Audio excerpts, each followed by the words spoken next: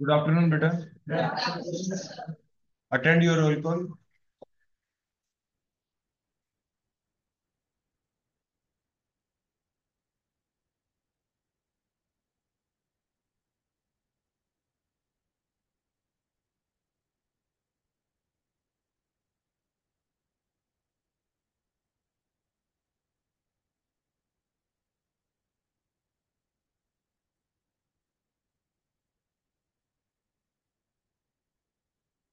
तनीषा, रिया, भूमिका, संतोष, आरती, पंकज, अर्चना, श्याम पारिक,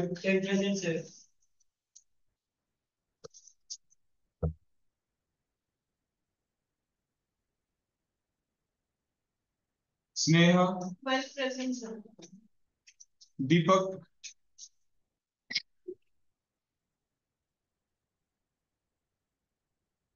अनुदया,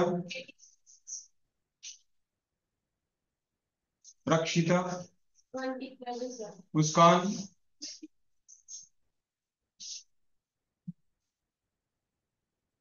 राशि,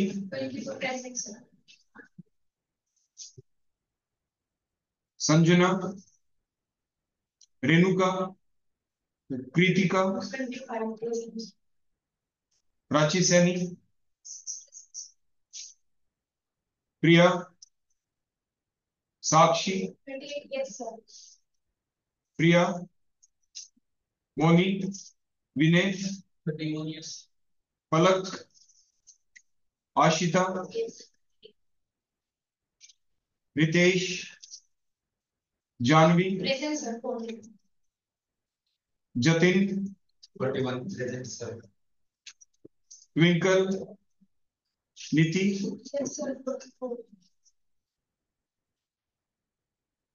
योगिता,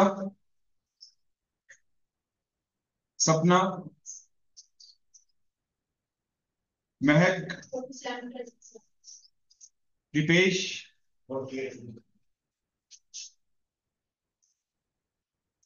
विशाल, दिशा, कोमल, सागर, काजल, निधि, कृष, मनीषा, पारुल, अमन, अलीशा, दिशा, तमन्ना, अंजू, मोहसिन, अदिति, सुहाग, हेमलता, राधिका, निधि, प्रीति, विजय, अमन, जतिंद्र, प्रवेश, कोमल। और कोई स्टूडेंट?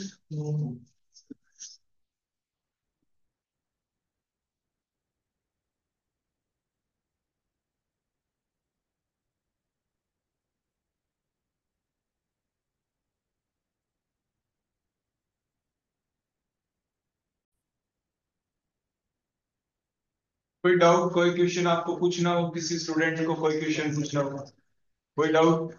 अब तक जितना पढ़ाया है उसके अंदर से कोई भी डाउट हो तो मेरे से पूछ सकते हैं। पूछना बेटा किसी को? सारे इंटेलिजेंट हो गए? तो सारे इंटेलिजेंट हो गए इसीलिए तो जैसे ही हमारी ये बुक फिनिश होगी तो आपकी यहाँ पे बोर्ड के ऊपर सभी बच्चों की प्रेजेंटेशन ली जाएगी। उसी के अकॉर्डिंग फिर आपकी इंटरनल असेसमेंट को एसेस किया जाएगा, ताकि आप लिखते वक्त तो चीटिंग कर सकते हैं, यहाँ पे आप चीटिंग नहीं कर पाएंगे। चारों यूनिट के अंदर से आपको क्वेश्चन दिए जाएंगे साइमल्टेनियसली, तो इसीलिए आप कितना भी पूछ सकते हैं, पहले अपने याद करें कुछ भी करें, लेकिन प्रेजेंटेशन हर बच्चे को देनी ही है। और ये काम किस लिए? आपकी चीटिंग को रोकने के लिए। और उसका अगला पर्पज क्या? जब आप यहाँ पे बोल देंगे तो चीजें आपको याद भी हो जाएंगी। पूरा समय दिया जाएगा आपको, आप अच्छे से बोलेंगे डायग्राम बोर्ड के ऊपर बनाएंगे, जो पेपर में आंसर शीट के ऊपर आपको बनाना है। तो ये चीजें आपको ध्यान रखनी है, आपको याद दिलानी है काफी समय पहले। अभी सिलेबस ये खत्म होने में समय है, तो उससे पहले आपको बता दिया है, पहले भी आपको बता दिया गया था और आज फिर बता दिया है। याद हम दिलाते रहेंगे आप, ठीक है बेटा। तो आज का लेक्चर स्टार्ट करते हैं हम।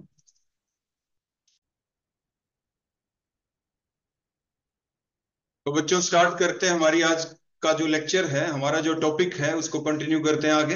लास्ट लेक्चर जो था हमारा किसके ऊपर चला हुआ है काफी दिन से, पी ब्लॉक एलिमेंट्स के ऊपर। तो पी ब्लॉक एलिमेंट्स को फर्दर कंटिन्यू करते हैं। कल हमने टॉपिक तो कोई दूसरा शुरू करना था हमें, लेकिन क्योंकि आपका जो फर्स्ट क्वेश्चन था वो था कि कुछ हमें स्ट्रक्चर बता दें, तो इसलिए हमने अपने टॉपिक को मोल्ड कर दिया और उसी के ऊपर हमने कंसंट्रेट कर दिया। तो अब हमारी जो हेडिंग है वही चलेगी जब तक कि हम सारी स्ट्रक्चर्स को पढ़ ना लें। तो हमारी जो स्ट्रक्चर वाला जो टॉपिक है mean structure of the different P block compounds, क्योंकि आपके सिलेबाई के अंदर पी ब्लॉक है, तो उसके कंपाउंड्स को भी आज हम जितने भी रिमेनिंग कंपाउंड्स हैं जो आपके सिलेबाई के अंदर है हम सभी को आज स्टडी करेंगे। जो भी बच गए, फिर भी कोई बच जाएगा तो नेक्स्ट लेक्चर में देख लेंगे। तो अब हम स्टार्ट करते हैं अपने इसी टॉपिक को। यूनिट आपकी बनी पी ब्लॉक एलिमेंट्स को हम स्टडी कर रहे हैं। और हमारे जो कंपाउंड है, अगर हम देखना चाहें ग्रुप नंबर 13 से लेके और ग्रुप नंबर 18 तक के जितने भी कंपाउंड होंगे सभी को हम देख लेंगे। यहाँ पे कुछ एक हम देख चुके हैं पहले से। एक कॉमन सी बात हम आपसे वैसे पूछ लेते हैं कि आपको याद भी है या नहीं। कल हमने आपको ये बताया था कि जब कभी भी आप हाइड्रोक्सी एसिड्स की बात कर रहे हैं, और खास तौर पे किसकी, ग्रुप नंबर 15 की, जिसमें पहला एलिमेंट नाइट्रोजन है और दूसरा कौन है उसके जस्ट नीचे, फास्फोरस है। तो जब हम फास्फोरस की बात कर रहे हो, उसके हाइड्रोक्सी एसिड पढ़ रहे हो, स्ट्रक्चर हमें सभी की ड्रा करनी हो, तो ड्रा करते वक्त आपको क्या बात रखनी थी, ध्यान बताएगा कोई बच्चा? कौन बताएगा? शाबाश, खड़े हो गए बताओ, कौन बच्चा बताना चाहेगा? क्या बात आपको ध्यान रखनी थी? हाँ, फास्फोरस क्या होना चाहिए, पेंटा वैलेंट होना चाहिए। बस इस चीज को ध्यान रखें और अपनी स्ट्रक्चर ड्रा कर दें। ऐसे ही बताओ, जो सल्फर के जब आपने हाइड्रोक्सी एसिड ड्रा किए थे स्ट्रक्चर, अभी कुछ और भी बाकी है जो आज हम ड्रा करेंगे, उसमें क्या बात ध्यान रखी थी आपने? जैसे काफी कंपाउंड थे ना, H2SO4, H2SO3, H2SO5, जो अभी पढ़ा नहीं हम पढ़ेंगे, एंड सो ऑन, अभी आएंगे आपके आज भी। तो उसमें क्या बात ध्यान रखेंगे, क्या बताया था आपको कि वो क्या हो, कौन से बेसिक हो? खड़े हो गए बताओ, ऐसे नहीं, कोई भी एक स्टूडेंट है, हाँ बोलो बेटा।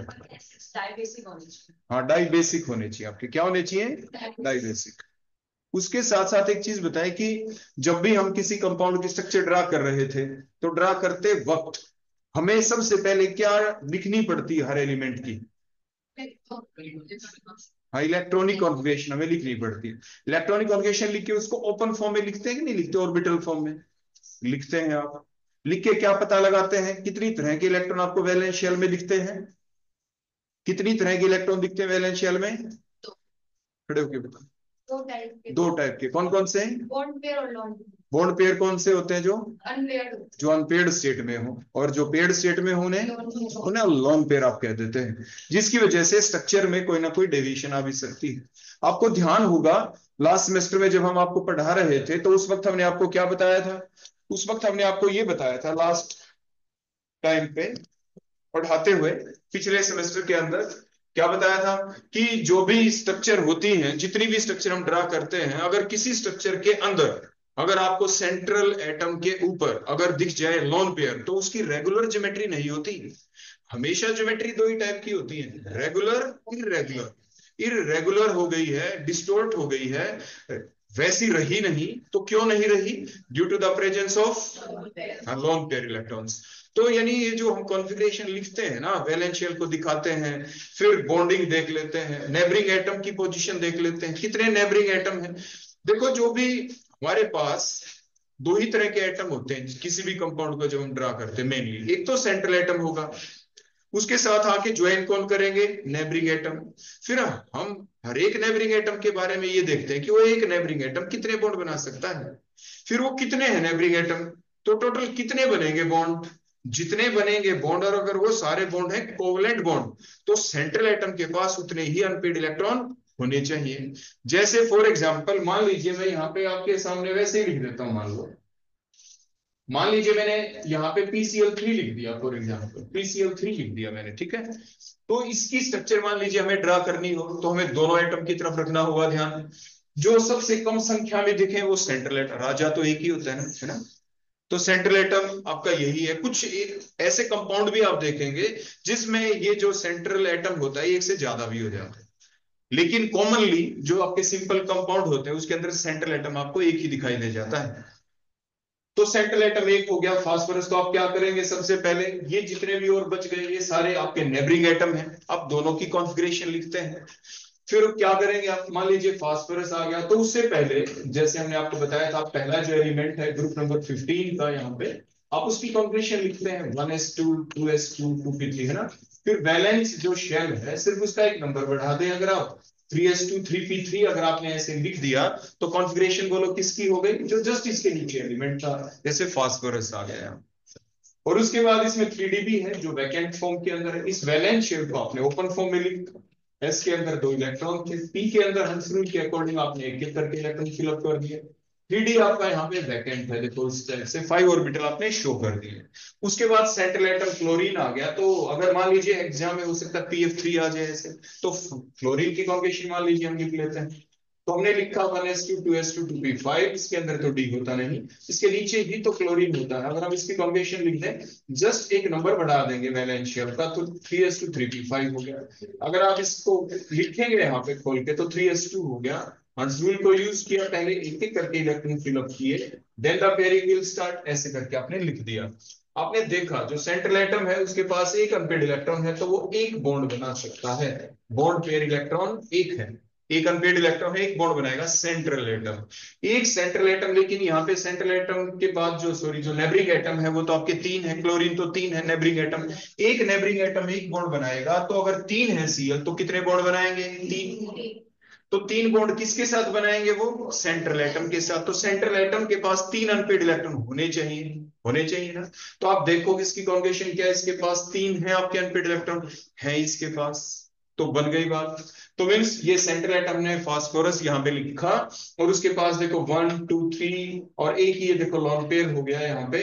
और उसके बाद एक सेंट्रल नेबरिंग एटम Cl आया, एक बॉन्ड बनाया, दूसरा Cl आया, ये आपकी म्यूचुअल शेयरिंग हो रही है, और ये PCl3 की स्ट्रक्चर बन गई। हम कोई ऑर्बिटल फॉर्म में तो बना नहीं रहे, वो तो आप कब बनाते हैं जब आप अपना चैप्टर पढ़ रहे होते, कौन सा, स्ट्रक्चर एंड बॉन्डिंग वाला, एटॉमिक स्ट्रक्चर वाला, जहां पे आता था ऐसा क्वेश्चन कि explain the structure of this and this by using the orbital level diagram, जिसमें आप ऑर्बिटल भी, ऑर्बिटल में भी कोई मुश्किल होती नहीं।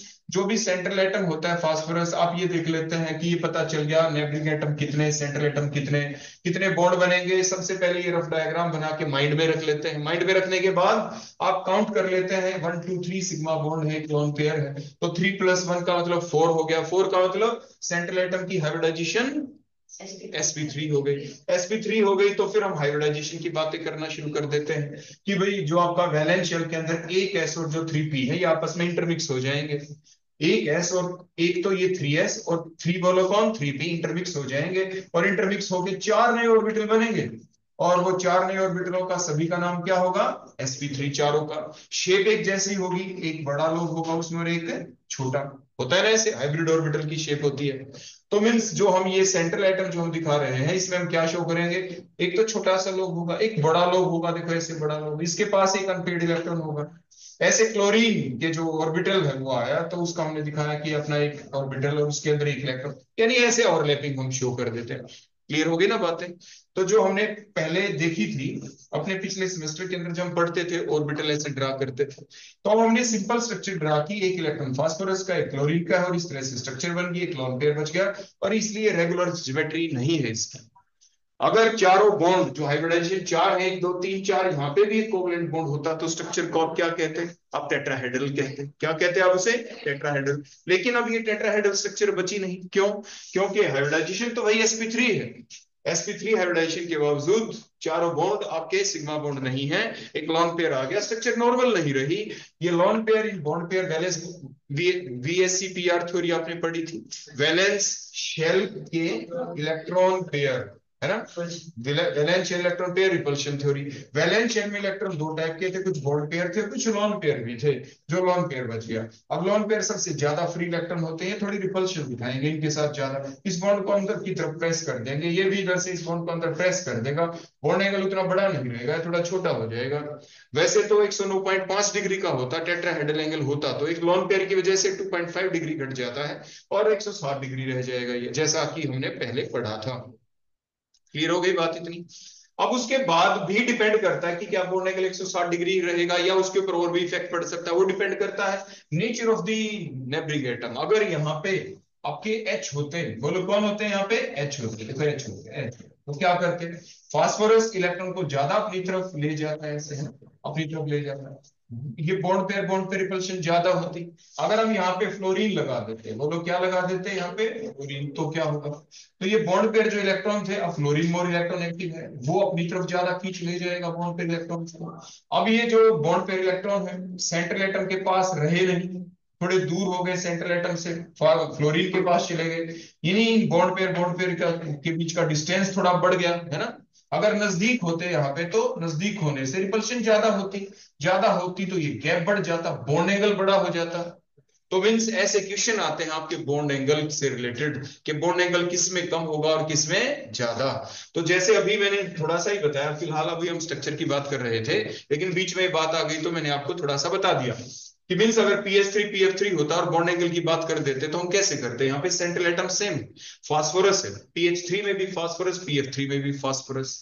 तो फिर हम जो बॉन्ड एंगल है वो क्या होता है, वो सेंट्रल एटम से जो ये दो लाइनें लग गई जिसे हम बॉन्ड कहते हैं, उनके बीच का जो गैप है, जो एंगुलर गैप है, उसी को तो आप बॉन्ड एंगल कहते हैं। जो ये गैप है कम होगा या ज्यादा, किस बात पे डिपेंड करता है, वो डिपेंड करता है इस बॉन्ड में जो इलेक्ट्रॉन है उनके बीच में रिपल्शन कम हो रही है या ज्यादा। मींस वो बॉन्ड पेयर अगर एक दूसरे के नजदीक आ चुके हैं, मतलब सेंट्रल एटम के नजदीक जा चुके हैं, तो रिपल्शन ज्यादा होगी, बॉन्ड एंगल बड़ा। अगर वो सेंट्रल एटम से दूर चले गए, मींस उनके बीच में गैपिंग ज्यादा होगी, तो रिपल्शन ज्यादा नहीं हो पाएगी, बॉन्ड पेयर के बीच बॉन्ड एंगल थोड़ा छोटा ही रहेगा। बॉन्ड एंगल क्या रहेगा, थोड़ा छोटा। ऐसी बातें हम बॉन्ड एंगल के टॉपिक के अंदर अक्सर पढ़ते हैं और ऐसे ही उन बातों का जवाब दिया जाता है। जब कभी भी आपके एग्जाम में बॉन्ड एंगल का बाई चांस क्वेश्चन आ जाए तो आपको घोटना नहीं है, पूछा जाए इसका कम इसका ज्यादा क्यों, आप स्ट्रक्चर सबसे पहले आपको ड्रा करनी पड़ेगी। वही तो टॉपिक अभी हम पढ़ रहे हैं, स्ट्रक्चर्स पढ़ रहे हैं। क्या पढ़ रहे हैं, स्ट्रक्चर। तो स्ट्रक्चर ड्रा करनी आ गई, स्ट्रक्चर आपके सामने आ गई, तो आपको सारे सब कुछ दिख जाएगा, बॉन्ड पेयर है, लोन पेयर है, उसके आधार के ऊपर जो दिख रहा है वही बोल दो। फिर देखो कि क्या सेम है क्या अलग है, पहले दोनों में डिफरेंस देखो, डिफरेंस किस वजह से है, जो भी होगा डिफरेंस उसी के बेसिस के ऊपर ही तो हमें जवाब देना है ना। जो डिफरेंस है वही तो कुछ कर रहा होगा ना, उसी की वजह से आंसर बनेगा हमारा। तो फिर वो जो डिफरेंस की चीजें दिख रही हैं कि उसी के आधार के ऊपर वही इलेक्ट्रोनेगेटिव कौन कम है कौन ज्यादा है, लोन पेयर एक में कम है एक में ज्यादा है, वगैरह वगैरह चीजें अलग अलग जो क्वेश्चन आएंगे बॉन्ड एंगल के उसमें हमें दिख जाएंगी चीजें। स्ट्रक्चर इसलिए अभी हम पहले पढ़ रहे हैं, ठीक हो गया ना। तो जो स्ट्रक्चर अभी आपने देखी, बोलो किस चीज की थी ये, जैसे हम फास्फोरस की बात कर रहे थे, तो क्वेश्चन फिलहाल हमारा ये था कि स्ट्रक्चर हम ड्रा करते हैं तो किस चीज का रखा जाता है ध्यान। तो ध्यान क्या रखा जाता है, ध्यान रखा जाता है दोनों एटम के ऊपर, सेंट्रल एटम के ऊपर भी और नेबरिंग एटम के ऊपर भी। हमने जब तक नेबरिंग एटम को नहीं देख लेंगे, उसकी कॉन्फिगरेशन नहीं देख लेंगे, तो हम कैसे बना पाएंगे एक्चुअल कॉन्फिगरेशन आपके सेंट्रल एटम की। मान लीजिए हमारे पास होता PCl5, हमने देखो PCl5 ड्रा कर दिया, तो क्या होता, अगर PCl5 होता तो आपके पास एक Cl के पास एक अनफील्ड इलेक्ट्रॉन है, तो 5 Cl के पास कितने अनफील्ड इलेक्ट्रॉन होंगे, 5। और ये पांचों Cl बॉन्ड किसके साथ बना रहे हैं, सेंट्रल फास्फोरस के साथ। तो सेंट्रल फास्फोरस के साथ बॉन्ड बनाए तो सेंट्रल फास्फोरस के पास कितने अनपेयर्ड इलेक्ट्रॉन होने चाहिए को म्यूचुअल शेयरिंग के लिए, 5 अनपेयर्ड। यहाँ पे तो 3 ही है, तो it means what will happen, तो वही स्टेटमेंट भी हम लिख देते हैं ना, जो लिखते नहीं नीचे जब स्ट्रक्चर ड्रा करें हम क्या लिखते हैं, in presence of 5 Cl atom, ऐसे लिख देंगे, in presence of 5 Cl atom the configuration of phosphorus becomes, कैसी हो जाएगी, तो हम कैसी दिखा देते हैं, ये लाइन बीच में लिख के कि जो one of the 3s electron will shift या jump into the 3d orbital, 3d orbital के अंदर वो जंप कर गया, ऐसा हुआ। इससे पहले क्या लाइन लिखेंगे आप यहाँ पे, in presence of 5 Cl neighbouring atoms, because 1 Cl can form 1 bond, 5 Cl will form 5 bonds, so one of the 3s electron will jump into the 3d, ऐसा हमें लिखना पड़ता है। अब 5 आ गए, कोई लोन पेयर बचा नहीं, तो जो ज्योमेट्री होगी सीधी सी इस बात को देख के आप एकदम से जवाब दे सकते हैं कि PCl5 की ज्योमेट्री जो होगी वो इरेगुलर नहीं होगी, वो रेगुलर होगी। और रेगुलर कैसी होगी कि आपके 5 बॉन्ड दिख रहे हैं, तो आपने पढ़ा था कि 5 बॉन्ड वाली स्ट्रक्चर कैसी हो, जिसके अंदर कोई भी लोन पेयर ना हो। तो जिसमें एक तो आपको ट्रायंगल बनाना पड़ता है, देखो ऐसे ट्रायंगल टाइप की शेप, जिसमें बीच में सेंट्रल एटम लगा देते हैं। और ये आपने क्या किया, देखो हमने बीच में सेंट्रल एटम लगाया और एक Cl इधर से, देखो 5 बॉन्ड है ना, 5 बॉन्ड बनेंगे। ये अनपेड इलेक्ट्रॉन, Cl का एक बॉन्ड बना, ये दूसरा बॉन्ड बना, फास्फोरस का एक बॉन्ड, ये Cl लेके आया। देखो ट्रायंगल टाइप की स्ट्रक्चर तो बन गई। Now one bond is present above the plane, phosphorus एक Cl अबोव द प्लेन आएगा, कैसे एक कहां पे आएगा, बिलो द प्लेन, ऐसे Cl आएगा ऐसे। तो ये पिरामिड बन गए, एक पिरामिड, एक अबोव द प्लेन, दूसरा Cl बिलो द प्लेन, दो पिरामिड बन गए। ट्रायंगल जैसी शेप थी, कहेंगे ट्राइगोनल बाई पिरामिड इसकी स्ट्रक्चर बन जाती। ये जो 3 Cl है ये एक प्लेन के अंदर है। 3 Cl बोलो कैसे present in the one plane, जैसे मेरे हाथ के ऊपर यहीं पे है, फास्फोरस सब कुछ मेरे हाथ पे है। तो यानी एक प्लेन के अंदर आ गए, प्लेनर पार्ट बन गया, एक अबोव द प्लेन एक बिलो द प्लेन। जो मेरे हाथ के साथ ये बॉन्ड अबोव द प्लेन आया, देखो ऐसे में लाइन लगा दूं तो ये बॉन्ड एंगल कितने का, 90 का है। बोलो कितने का है, 90। इस लाइन के साथ, स्ट्रेट लाइन के साथ, स्ट्रेट लाइन है ना, सरफेस के साथ स्ट्रेट लाइन आ जाए तो 90 का एंगल होता है, सरफेस के साथ स्ट्रेट लाइन बिलो चली जाए तो 90 का एंगल होता है। तो दो एंगल तो 90 के हो गए। ये जो बॉन्ड होते हैं एक्सियल बॉन्ड बोलते हैं। एक्सियल बॉन्ड कौन से होते हैं, एग्जाम में डेफिनेशन आ जाए, the bond which are present इधर अबोव द प्लेन और below the plane are called as axial bond, and the bond which are present in the plane of paper called equatorial bond. अपने equatorial bond बोल देते हैं। तो PCl5 के अंदर 3 bond तो आपके इक्विटोरियल बॉन्ड हो गए, और 2 बॉन्ड कैसे हो गए, एक्सियल बॉन्ड हो गए। कैसे हो गए, एक्सियल बॉन्ड हो गए।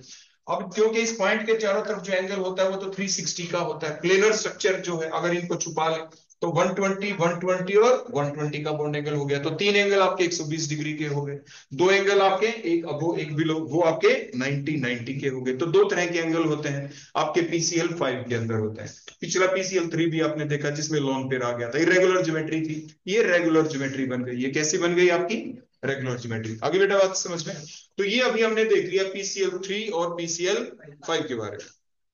उसके बाद एक वैसे मेरे क्वेश्चन दिमाग में आ गया, कुछ एक क्रैमिंग टाइप के क्वेश्चन भी होते हैं, थोड़ा हमें याद रखना पड़ता है। देखो कैसे याद रखना पड़ता है, ये पाया गया कि अगर अगर हमारे पास PCl5 हम ले लें, PCl5 ले लें, डाइमेरिक स्टेट के अंदर ले लें, तो ये कैसे एग्जिस्ट करता है। एग्जाम में काफी बार कॉम्पिटेटिव एग्जाम में आ चुका है।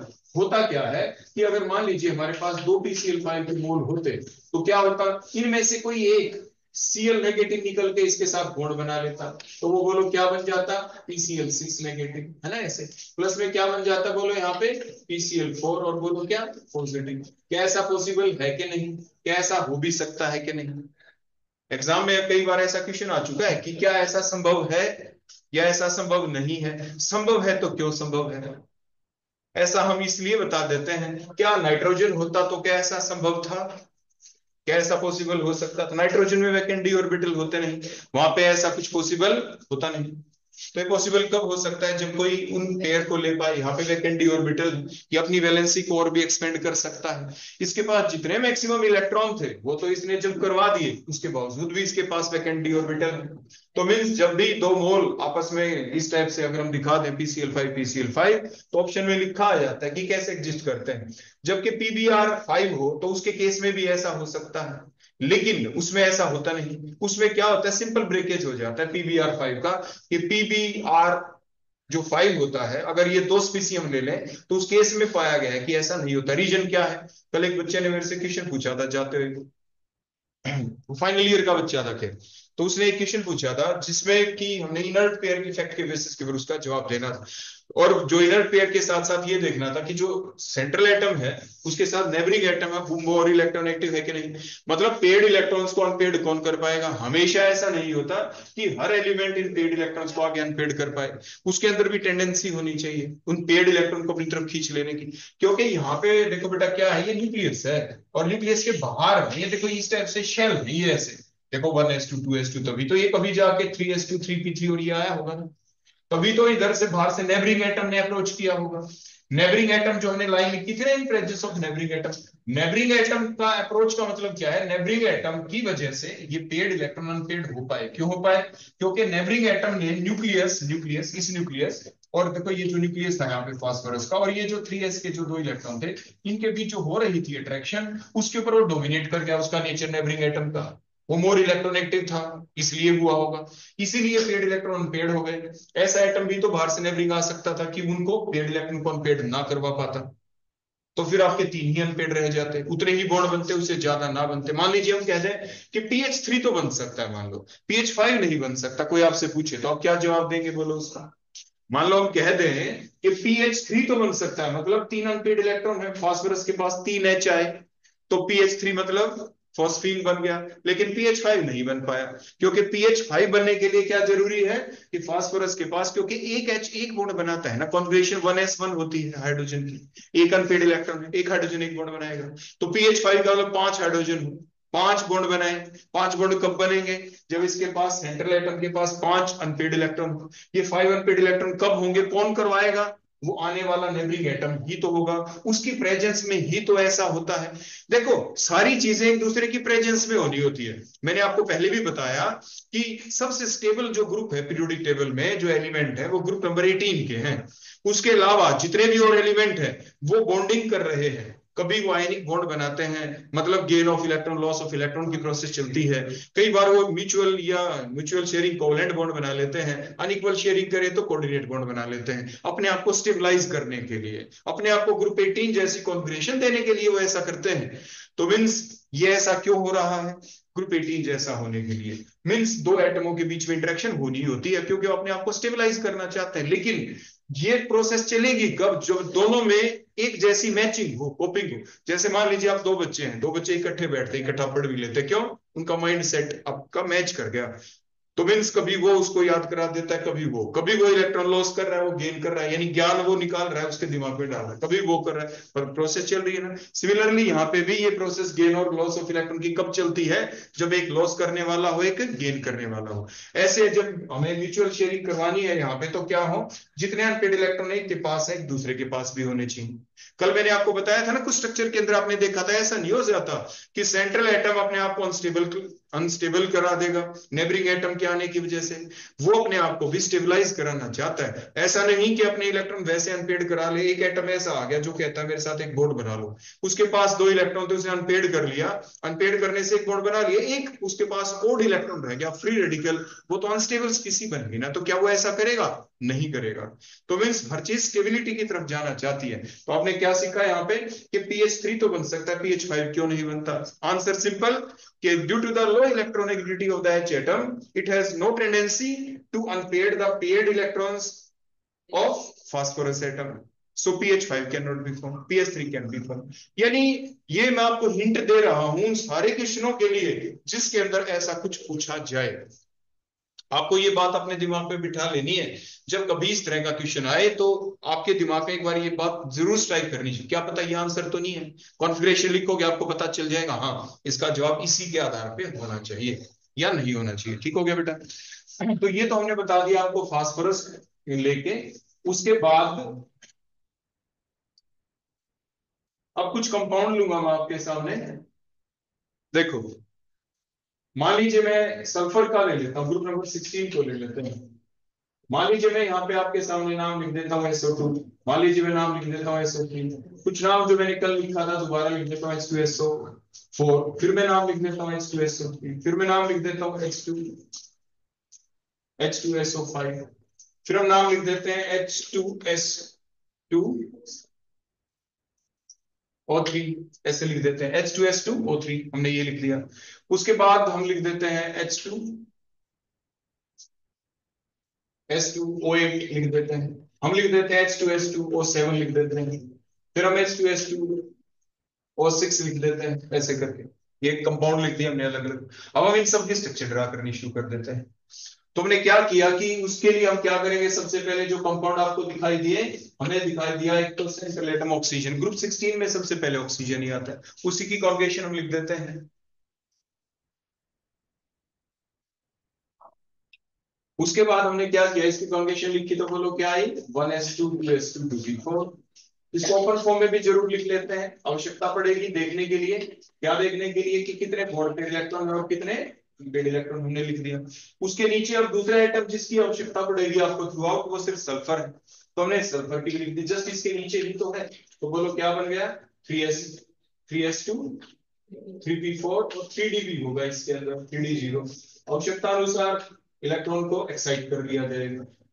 तो हंसरूल के अनुसार हमने 4 इलेक्ट्रॉन को देखो यहाँ पे भर दिया, और ये हमने डी को भी दिखा दिया, वैकेंट ऑर्बिटल भी दिखा दिया। एक हाइड्रोजन भी है, हाइड्रोजन का तो खैर आपको पता ही है कि वो तो एक ही बॉन्ड बनाता है, 1s1 है, और ये इसके एक ऑर्बिटल को दिखा दिया, एक अनपेड इलेक्ट्रॉन है। सारे हमने लिख दिए, ऐसे आप एग्जाम में भी लिखेंगे।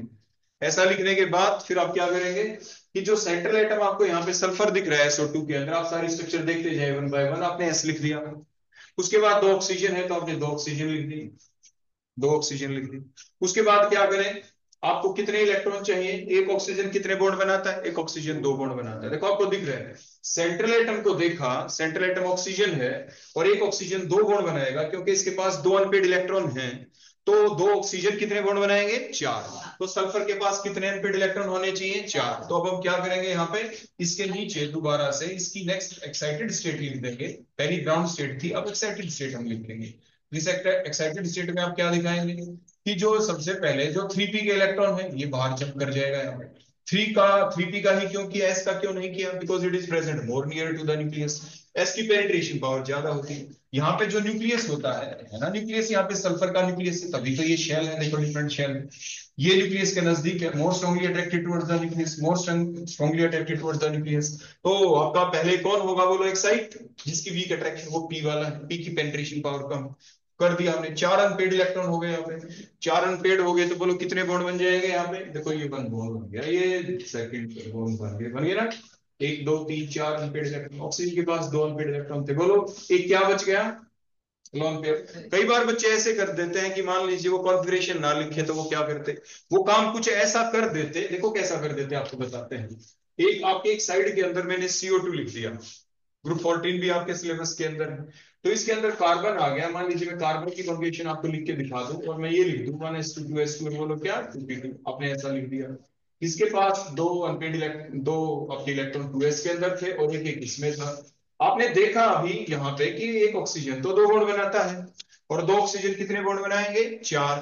तो कार्बन के पास 4 अनपेड इलेक्ट्रॉन होने चाहिए, इसलिए हमने कार्बन की भी एक्साइटेड स्टेट लिख दी। एक इलेक्ट्रॉन देखो जंप कर गया, इन प्रेजेंस ऑफ ऑक्सीजन ऐसा हुआ। तो 4 अनपेड ये एक्साइटेड स्टेट हो गई कार्बन की। तो आपने क्या देखा, एक कार्बन है, 2 ऑक्सीजन है, कार्बन के पास 4 अनपेड इलेक्ट्रॉन हो गए, 1 2 3 4। एक ऑक्सीजन के पास 2 अनपेड, पहले अनपेड से सिग्मा बॉन्ड, दूसरे अनपेड से पाई बॉन्ड, पहले अनपेड से सिग्मा बॉन्ड, दूसरे अनपेड से सिग्मा। हमने ऐसी लीनियर स्ट्रक्चर बना दिया। ऐसी यहाँ क्यों नहीं बनाई, ऐसी इसलिए नहीं बनाई क्योंकि हमने कॉन्फ़िगरेशन पहले लिख दी थी। अगर हम कॉन्फ़िगरेशन पहले ना लिखते और हम क्या कर लेते, हम सीधा S लिख देते और ये मान लेते ऑक्सीजन 2 बॉन्ड बनाता है, ये ऑक्सीजन 2 बॉन्ड बनाता है, तो हम CO2 की तरह ना उसकी स्ट्रक्चर बना देते, लीनियर स्ट्रक्चर ही बना देते जैसे कार्बन डाइऑक्साइड की है।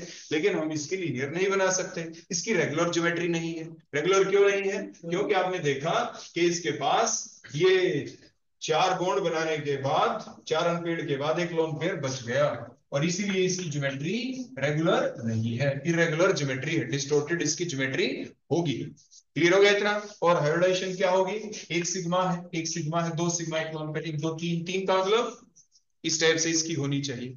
अब हम आगे चल पड़ते हैं SO3 की स्ट्रक्चर, बोलो किसकी, SO3 में कितने ऑक्सीजन आपको दिख रहे हैं बताओ, 3 है। तो एक ऑक्सीजन बोलो कितने बॉन्ड बनाएगा, 2 बॉन्ड बनाएगा। 3 ऑक्सीजन कितने बॉन्ड बनाएंगे, 6 बॉन्ड बनाएंगे। 6 बॉन्ड बनाने के लिए एक एक्साइटेड स्टेट, और हमें देखो ये सल्फर की अभी लिखनी पड़ेगी। अब इसके इलेक्ट्रॉन भी देखो जंप कर जाएंगे, हम कर गए ना जंप, यहाँ पे देखो पी के अंदर चले गए आपके। अब टोटल अनपेड इलेक्ट्रॉन बोलो कितने हो गए, 6। सल्फर 6 बॉन्ड बना सकता है। अब हम क्या करेंगे बोलो, यहाँ पे ये लोन पेयर यहाँ से, और यहाँ पे भी बोलो ऑक्सीजन आ गया और ये बना दिया बॉन्ड।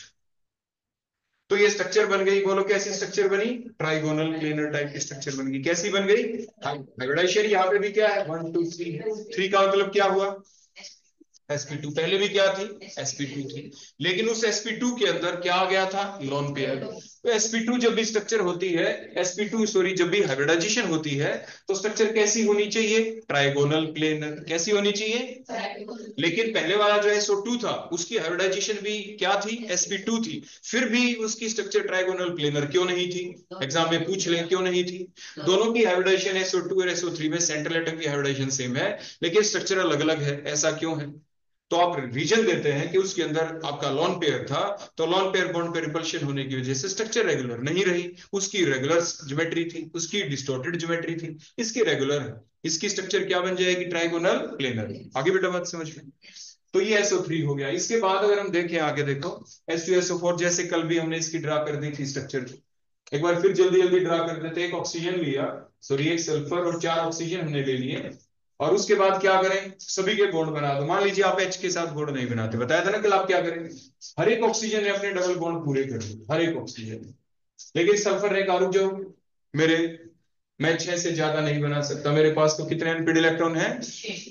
उसके बाद इसको भी हटा दिया कि भाई 1 2 3 4 5 6। अब कहीं और देखें, और कौन आया, नेबरिंग एटम, और कौन था, H था, इसलिए तो H के साथ बॉन्ड बना था। H2SO4 की स्ट्रक्चर बन गई थी, इस टाइप से बनी थी ना। तो ये स्ट्रक्चर बोलो किसकी बन गई, H2SO4 डाइबेसिक एसिड है, because there are 2 H atom which are attached with a more electronegative oxygen atom, and thus these 2 H atom can be lost in the form of the H positive ion, because these bond pair electron being attracted towards the more electronegative oxygen atom, so the H atom can easily be lost in the form of H positive ion, आराम से निकल जाएगा, इसलिए acid है।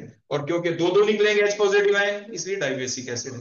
इसलिए बोलो कैसा हो गया, डाइबेसिक एसिड। हम अगले कंपाउंड के ऊपर चलते हैं, जो कौन है, H2SO3। H2SO3 की स्ट्रक्चर बनानी है तो हमें क्या करना होगा, बोलो, हमें एक ऑक्सीजन को हटाना है, हमने इसको हटा दिया, डाइबेसिक एसिड है, ये अब भी डाइबेसिक एसिड है, तो इसकी स्ट्रक्चर बन गई, हो गया H2SO3। अब उसके बाद में दोबारा से इसी स्ट्रक्चर को मैं दोबारा से अगर डबल बॉन्ड लगा दूं, बोलो किसकी स्ट्रक्चर बन गई, H2SO4 की बन गई। जो H2SO4 की जो स्ट्रक्चर है, इसके अंदर जो आपको दिख रहा है ये OH बॉन्ड है।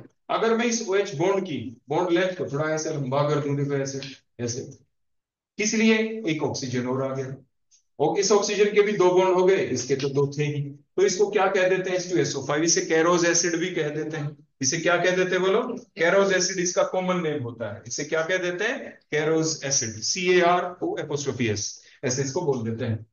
तो ये आपका बन गया यहाँ पे। उसके बाद नेक्स्ट अगर हमारे पास स्ट्रक्चर आ जाती है H2SO3, तो क्या करते हैं, हमने दोबारा से इस ऑक्सीजन को हटाया जो कैरोस एसिड बना था,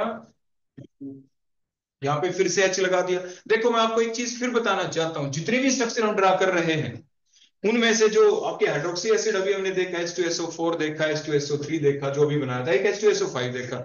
H2SO5 था ना ऐसा जिसके अंदर आपके OO सिंगल बॉन्ड है, इसे पेरोक्साइड बॉन्ड भी कहते हैं। OO के बीच सिंगल बॉन्ड हो, OO के बीच एक बॉन्ड है, एक को पर कहते हैं, पर का मतलब एक, तो पेरोक्साइड बॉन्ड कह देते हैं इसे। तो पेरोक्साइड बॉन्ड इनमें से किस स्ट्रक्चर में है, मान लीजिए आ जाए question, H2SO4, H2SO3, H2SO5 and so on and so on, नाम दे दे, 5 हो गए, 4 ऑप्शन दे दे, एक पे टिक करें।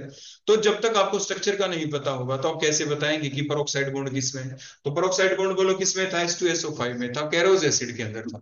कई बार H2SO5 ना लिख के नाम लिख देते, कई बार नाम आ जाता है, कैरोज एसिड आ गया, मार्शल एसिड आ गया, डाइथाइनिक एसिड नाम लिखा गया, इन्हीं ऐसे ऐसे नाम आ जाते हैं।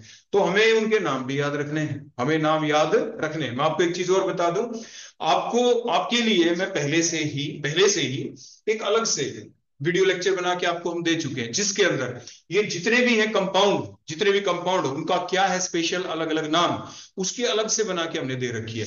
जैसे आपके जितने एलिमेंट होते हैं, आपके एलॉयज होते हैं, किसकी क्या क्या कंपोजिशन होती है, कब ब्रॉन्ज बनता है कॉपर टिन के मिलाने से बनता है, कब ब्रास मेटल बनता है, इस टाइप से जो जो भी चीजें, सारे जो भी जितने भी है मैक्सिमम कंपाउंड, उसका एक अलग ही लेक्चर बना के आपको दे रखा था।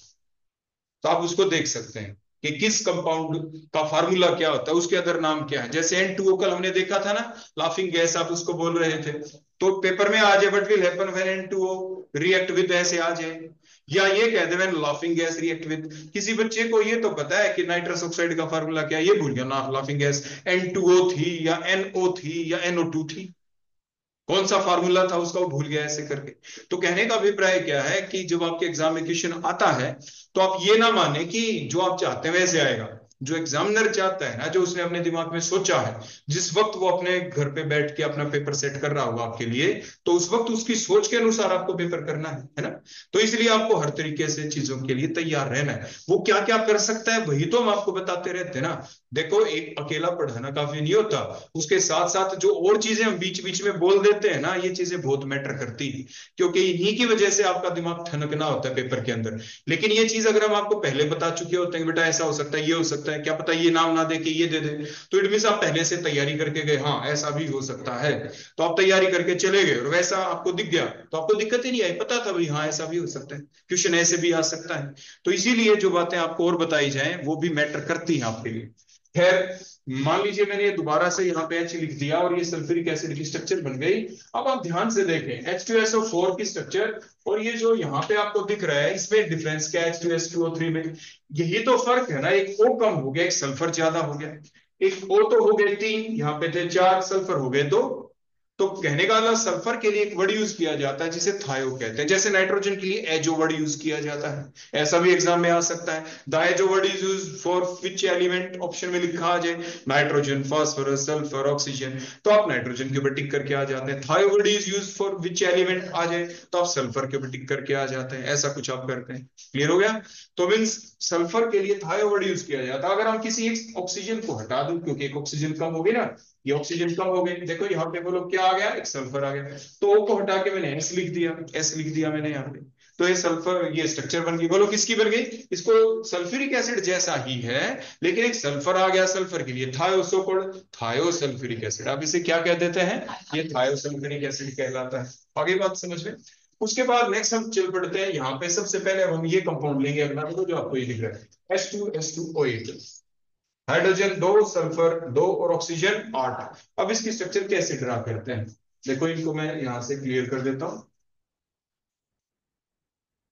अब देखो, दो दो सेंट्रल एटम आ गए, एक सल्फर आ गया, एक सल्फर आ गया ना ऐसे।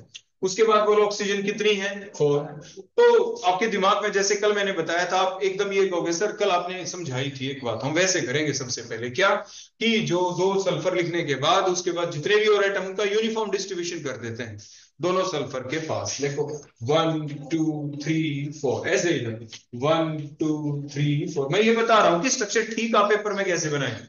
मान लीजिए आप बनानी भूल गए तो आप क्या क्या करेंगे वो मैं आपको करके दिखा रहा हूं। यहाँ पे आपने 2 सल्फर लिख दिए, 4 4 ऑक्सीजन दोनों सल्फर के, एक के इधर राइट में एक के लेफ्ट में लिख दी, बीच में अभी तक हमने कुछ नहीं लिखा है। फिर आपने किया क्या, हर सल्फर के सारे बॉन्ड बना दिए, हर ऑक्सीजन के बना दिए। क्या सल्फर 2 2 4 2 6 2 8 बॉन्ड बना सकता है? ऐसा तो कर नहीं सकता। फिर इन 2 सल्फर को भी आपस में जोड़ना होगा, बिना जोड़े क्या काम चल जाएगा? नहीं चलेगा। तो इनको भी आपस में जोड़ना होगा। इसका मतलब एक बॉन्ड अगर हम हटा दें, एक हटा दिया, हटाने से क्या हुआ बोलो? 2 2 4 2 अभी भी 7 है, बात नहीं बनी। अब अगर हटा दे तो अब कितने हो गए? 1 2 3 4 5 6, अब भी बात नहीं बनी, बॉन्ड कैसे बनाए? तो अब क्या करें? अब इसका मतलब एक ऑक्सीजन को और हटा दो, एक ऑक्सीजन और हटा दी हमने। अब एक ऑक्सीजन हटा दी, उसको कहीं पे रखना पड़ेगा, ऐसे रख देंगे चलो कहीं पे बीच में। ऐसा ही दूसरे के साथ करना पड़ा। देखो ये डबल बॉन्ड था, डबल बॉन्ड था, डबल बॉन्ड था, डबल बॉन्ड था। हमने एक बॉन्ड हटाया, दूसरा भी हटाया, 6 बॉन्ड रह गए आपस में, तो इनका कनेक्शन हो नहीं पाया। एक ऑक्सीजन इसको इसी को हटा दिया, देखो ये हटा दिया, यहाँ पे लिख दिया हमने, ऐसे रख दिया, अलग से रख दिया। अब क्या करें? 1 2 3 4 5, 1 2 3 4 5, 5 बॉन्ड हो गए। अब जो 2 ऑक्सीजन रख दी ये भी तो कुछ करेंगे, तो इन्होंने सोचा तुम आपस में बॉन्ड बना लो। भाई ये बॉन्ड बना लिए, पेरोक्साइड बॉन्ड हो गया। अब इन्होंने आपस में बॉन्ड तो बना लिया, अब ये क्या करें? अब इनके साथ कौन लिंकेज करेगा? अब हमने देखा कि कुछ तो H भी थे, H। तो सबसे पहले HO को ले लेते हैं, 2 H थे। अब जो ये एक यहाँ पे 5 बॉन्ड बनाने के बाद, 5 बॉन्ड बनाने, ये तो आपस में बनाएगा, यहाँ पे बनाया, कहाँ पे बनाए बाद में देखेंगे। लेकिन जो 2 H है, एक ने ऑक्सीजन के साथ बॉन्ड बनाया, एक ने इधर ऑक्सीजन के साथ बॉन्ड बनाया, बैलेंस पूरी हो गई। देखो 1 2 ऑक्सीजन के बॉन्ड, 1 2 ऑक्सीजन के बॉन्ड, 1 2 ऑक्सीजन के बॉन्ड तो पूरे हुए ना। ऐसे ही इधर हर ऑक्सीजन के बॉन्ड पूरे हो गए। इधर इन ऑक्सीजन के बॉन्ड बच गए क्योंकि 2 ऑक्सीजन बच गए, सल्फर के बच। हर ये सल्फर एक बॉन्ड और बनाना चाहता है, ये सल्फर भी एक बॉन्ड और बनाना चाहता है, ये ऑक्सीजन 2 2 बॉन्ड बनाना चाहती है। तो एक तो इनको आपस में बनाना ही पड़ेगा। सल्फर तो एक ही हेल्प कर सकता है, भाई एक बॉन्ड बना लो मैं तुम्हारे साथ। ये सल्फर भी इतनी हेल्प कर सकता था, एक बॉन्ड आपके साथ बना लो। तो ऐसा करने से सभी के बॉन्ड पूरे हो गए। आप मेरी बात कुछ समझ पा रहे हो? यानी ऐसा रफ टफ काम आपको क्यों कर रहा हूं? क्योंकि एग्जाम में आपके एक एक नंबर के क्वेश्चन आने होते हैं। Draw the structure of, mean structure draw करनी है, तो स्ट्रक्चर ड्रा करने के लिए आप कॉन्फ़िगरेशन लिखेंगे, कॉन्फ़िगरेशन लिख के डायरेक्ट स्ट्रक्चर ड्रा कर देंगे, क्योंकि एक नंबर का क्वेश्चन आता है बिल्कुल डायरेक्ट। और क्वेश्चन आने के बाद अगली बात क्या पूछ सकते हैं कि जैसे मान लीजिए कुछ नाम देते देते हैं कई बार, या ऐसे आ जाए कि name one of the hydroxy acid of sulphur which has O O bond मतलब पेरोक्साइड बॉन्ड। ऐसा पेरोक्साइड बॉन्ड अभी आपने H2SO5 में भी देखा था, वहां पे भी पेरोक्साइड बॉन्ड था, यहाँ पे भी पेरोक्साइड बॉन्ड है, तो दो कंपाउंड हो गए। इसे मार्शल एसिड कहा जाता है। इसे क्या कहते हैं बोलो? ये मार्शल एसिड है, H2SO8 मार्शल एसिड है आप। ठीक हो गया? तो यानी ये जो भी कंपाउंड आपका यहाँ पे बना, ये जो भी बना, तो ये आपने देखा ना किस टाइप से हमने धीरे धीरे, देखो जल्दबाजी नहीं करनी, बिल्कुल भी आपको जल्दबाजी नहीं करनी। कॉन्फ़िगरेशन देखे जाओ, उसकी वैलेंसी याद रखो, स्ट्रक्चर बड़ी आराम से बन जाती है। अब उसके बाद अगर हम चल पड़े एक कदम आगे, जिसको कहते हैं क्या है, H2S2O7, मतलब एक ऑक्सीजन की तो कम करनी है। अगर एक ऑक्सीजन मान लीजिए मैं कम कर दूं, ऐसे इसको हटा दूं, तो अब क्या हो, ये सल्फर इसी के साथ बॉन्ड बना लेगा, ऑक्सीजन के हो गए पूरे दो बॉन्ड। बोलो ये कौन बन गया? H2S2O7। मान लीजिए हम क्या करें, क्या करें बोलो, हम एक ऑक्सीजन और हटा दें, तो क्या होगा? सल्फर सल्फर के बीच बॉन्ड आ गया। पिछले कंपाउंड में SOS बॉन्ड था, इसके अंदर तो नहीं है ना। एक चीज और बताता हूं मैं आपको, बड़े ध्यान से देखना। मान लीजिए हमारे पास एक सल्फर था, है ना, ऐसे ये चार ऑक्सीजन हमने देखो लिखी थी, थोड़ा थोड़ा ध्यान से देखना, एक दो तीन चार, है ना। ऐसे मैंने इधर भी लिख दिया। मैं सल्फ्यूरिक एसिड की स्ट्रक्चर बना के दिखा रहा हूं एक बार दोबारा, और उसके बेसिस के ऊपर कुछ चीज पूछूंगा मैं आपसे। देखो H2SO4 यही था ना जिसमें दो H थे, और तो देखो डबल बॉन्ड बन गए थे, ऐसे ही थी ना स्ट्रक्चर। ये डबल बॉन्ड हो गया, ये डबल बॉन्ड हो गया, ये H आ गया, ये सिंगल बॉन्ड, ये H आ गया, ऐसा ही था ना कुछ, है ना। अच्छा एक चीज बताएं, ये स्ट्रक्चर जो इससे पहले वाली ले लेता हूं मैं पहले, जिसमें आपके क्या बच गई थी, एक एक ऑक्सीजन थी। इससे पहले वाली स्ट्रक्चर बोलो कौन सी थी? यहाँ पे जब दो ऑक्सीजन थी, मैं दोबारा से वहीं पे पहुंच जाता हूँ एक बारी। जो स्ट्रक्चर हमने मार्शल एसिड की बनाई थी ना ऐसी, H2S2O8 की स्ट्रक्चर कैसी थी?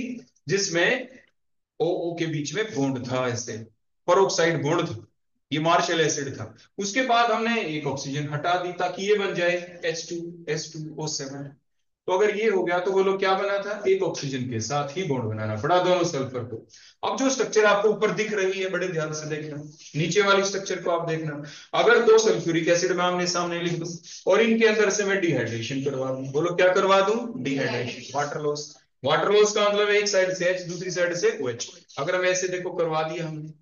रिएक्शन किसको कहते हैं? जिसके दौरान पुराने बॉन्ड टूट जाए और नए बॉन्ड बन जाए। ये नया बॉन्ड बन गया, पुराना टूट गया। इस ऑक्सीजन को थोड़ा अच्छे से लिख देते हैं, इधर देखो जो भी थी यहाँ पे लिख दी।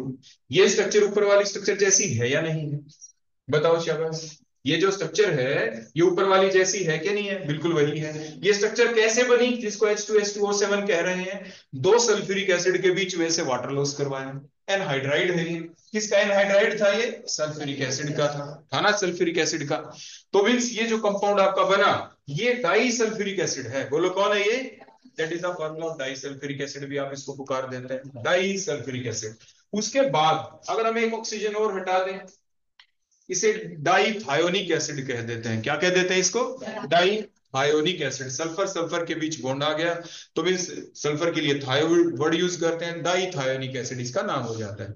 तो ये डिफरेंट आपने हाइड्रोक्सी एसिड देखे, आपके सल्फर के देखे, ग्रुप नंबर 16 में ऑक्सीजन के नीचे जो सल्फर है उससे रिलेटेड आपने एक कंपाउंड देखे, उनकी स्ट्रक्चर देखी। हर स्ट्रक्चर के अंदर अलग अलग तरह के बॉन्ड दिखाई दिए। कुछ कंपाउंड ऐसे दिखे जिसके अंदर SS बॉन्ड था, किसी के अंदर देखा SOS बॉन्ड था, किसी में OO बॉन्ड भी था, पेरोक्साइड बॉन्ड भी था। तो यानी क्वेश्चन क्या पता किस तरीके से, किस फॉर्म में आपसे पूछे जाएंगे।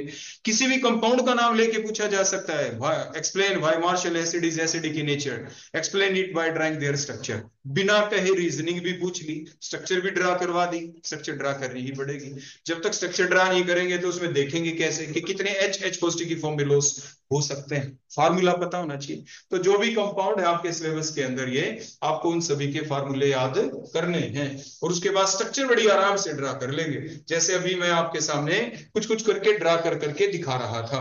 ये ऐसे काम मैं आपके सामने इसलिए कर रहा था क्योंकि जब हम सीखते हैं ना, मान लो मैं सीधी ड्रा कर देता स्ट्रक्चर, देखो बिना बोले बिना कुछ करे डायरेक्ट भी तो स्ट्रक्चर ड्रा की जा सकती है, लेकिन कैसे स्टेप बाय स्टेप हम उन चीजों को ड्रा करेंगे ताकि हम भूले ना, हमारे दिमाग में वो स्ट्रक्चर रह जाए। तो इस तरीके से आपको स्ट्रक्चर्स को याद करना है। क्लियर बेटा? अब कोई डाउट यहां तक किसी को कुछ पूछना है तो आप मुझसे पूछ सकते हैं।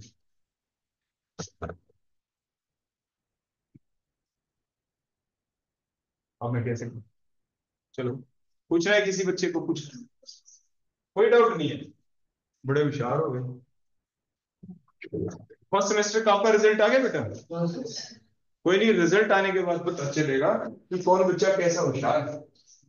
अगर आप सारे के सारे अच्छे नंबर लेके पास हो गए तो सारे बहुत अच्छे हैं, हो जाओगे सारे पास, अच्छे नंबर भी ले लोगे तो। चलो रिजल्ट का इंतजार करते हैं।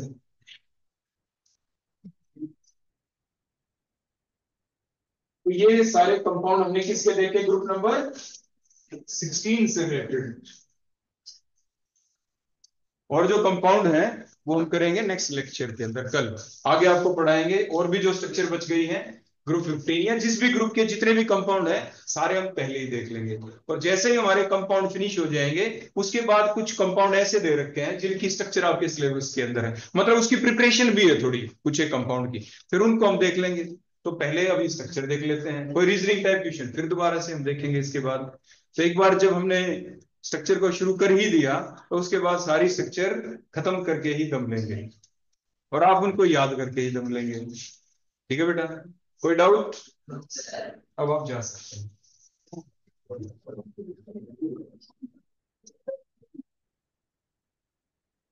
अटेंडेंस हो गई थी ना सभी बच्चों की?